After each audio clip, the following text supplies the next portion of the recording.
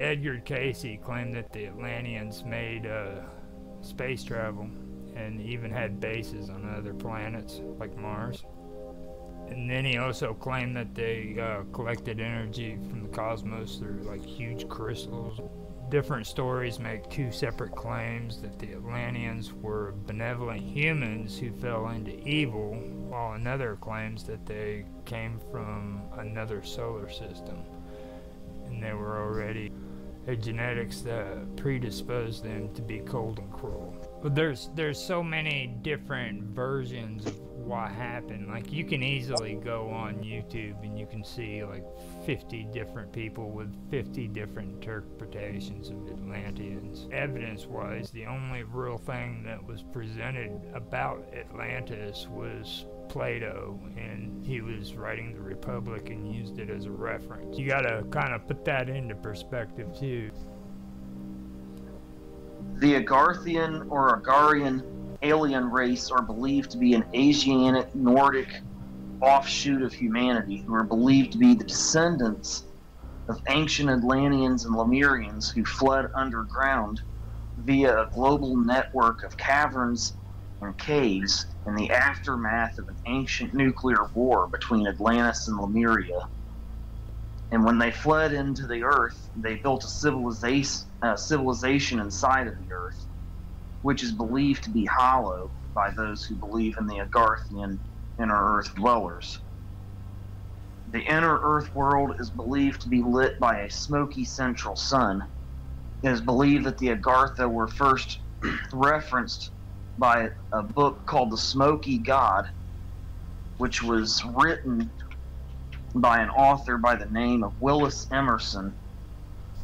And the book was a biography of a Norwegian sailor named Olaf Jensen, whose ship apparently sailed through an entrance to the hollow, to the interior of the Earth and the North Pole. And once he accidentally sailed through this entrance to the hollow Earth, he lived with the Agarthians for 2 years. And in this book, Emerson writes that and the colonists he lived with were 12 feet tall, and that their world was lit by a smoky central sun.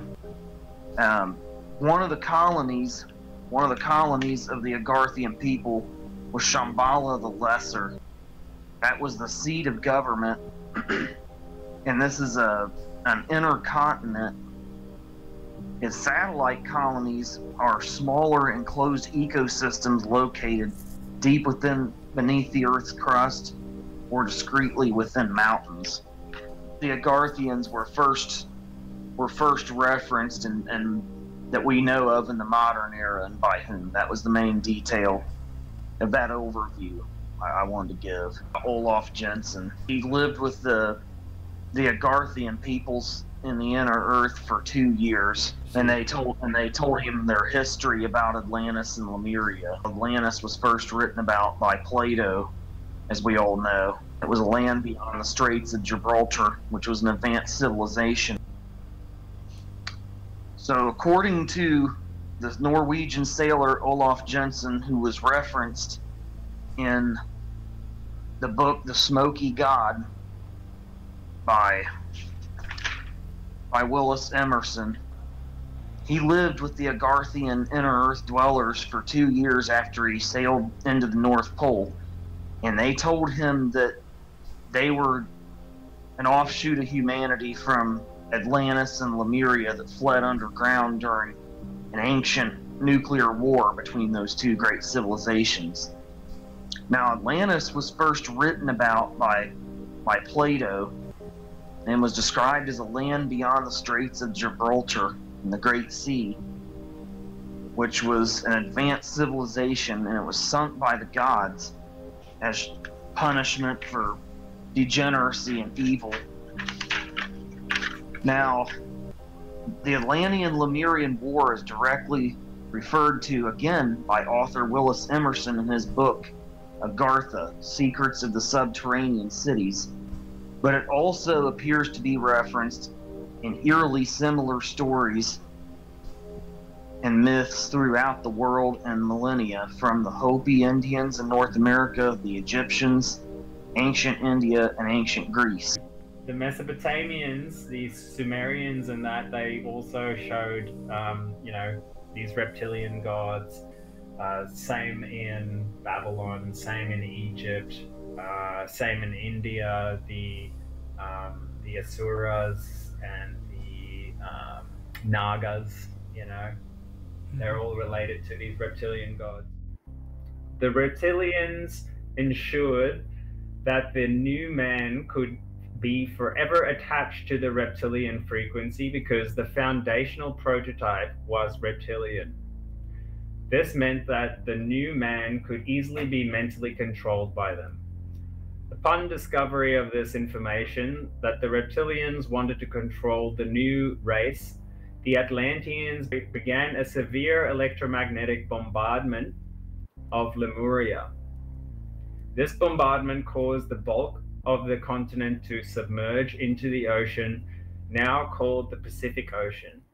The only parts left above the water are the Hawaiian Islands, the Californian coast west of the San Andreas Fault, Australia, New Zealand, and the South Pacific Islands, Japan, the Philippines, Taiwan, and the islands southeast of Asia. The inner Earth became the homeland for most of the surviving reptilians of Lemuria. Here they created a vast underground civilization. This started the legends of hell and demons living in fire under the earth. They built tubes containing fast subway-like vehicles that can travel to any part of the earth within a few hours. They created the famed underground cities of Acadia, Agartha, Hyperborea, and Shambhala that are sought by explorers to this very day. These cities were built along the inside wall of the interior crust that lines the interior of the Earth. Remember that the hollow Earth is not a theory, but a scientific fact caused by the cooling and spinning of a planet as it is ejected from a star or sun.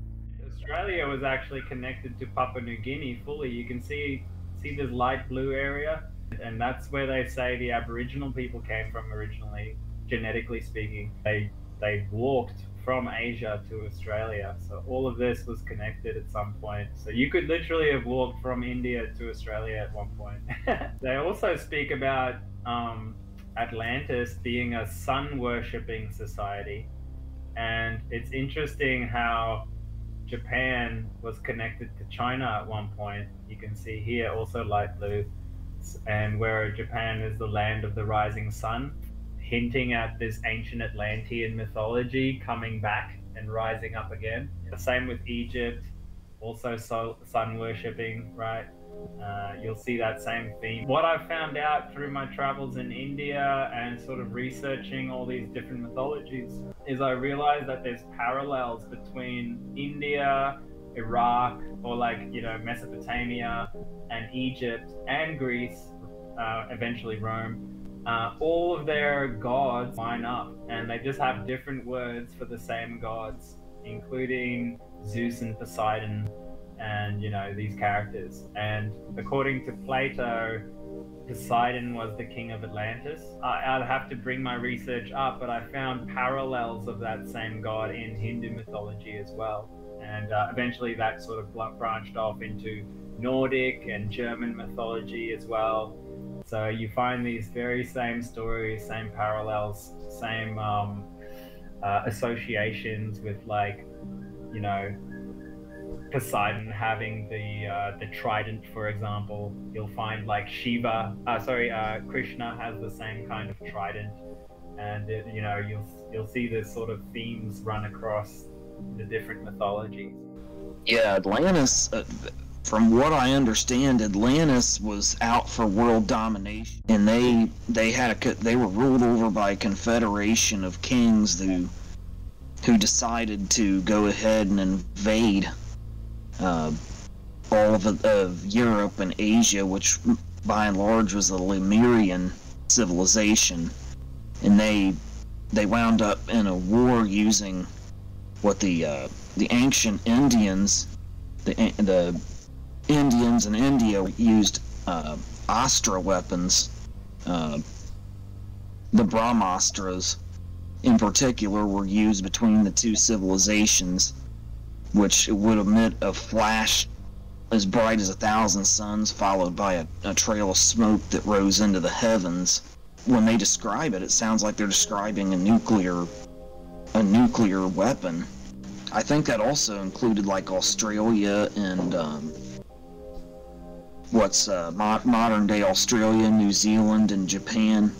A lot of the Pacific Islands were part of it. It may have even been up on its northern fringe, connected to North America at one point. Who knows exactly who was the good guys and who was the bad guys in that conflict, or if maybe it was both of them, you know. It's hard to say. When you listen to what the research I did on the ancient Hindu texts and stuff, where they talk about a great war and like the Hopis, they appear to be telling a very similar story to what Plato said. So it's not too much of a leap to put them together, but we don't know for sure. I mean, I don't know if there's any way to know for sure if that's exactly what they were referring to. And then of course the Egyptian priesthood told a very similar story to that Plato later also discussed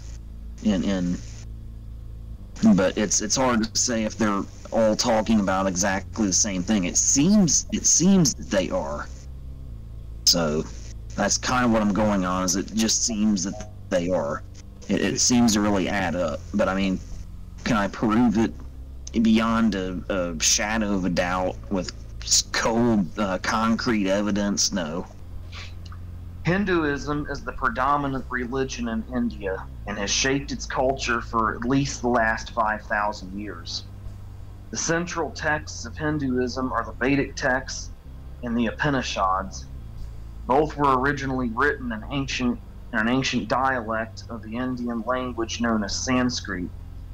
This is important for understanding the terminology the ancient Hindus used in the Vedas and the Upanishads when referring to ancient wars and the weapons that were used.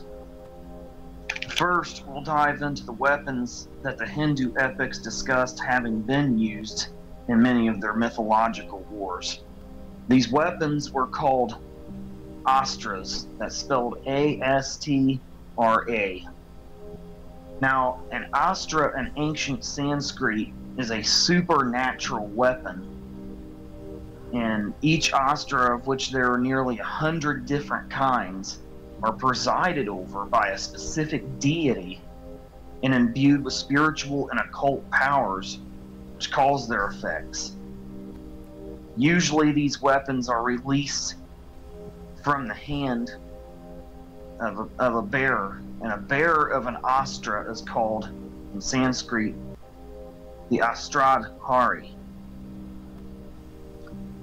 Astras first came into importance in the Ramayana and Mahabharata texts, where they were used in battles described in each of these epics. The specific astras I'm going to cover here include the Brahmastra, which was overseen by the chief deity in the Hindu pantheon known as Brahma.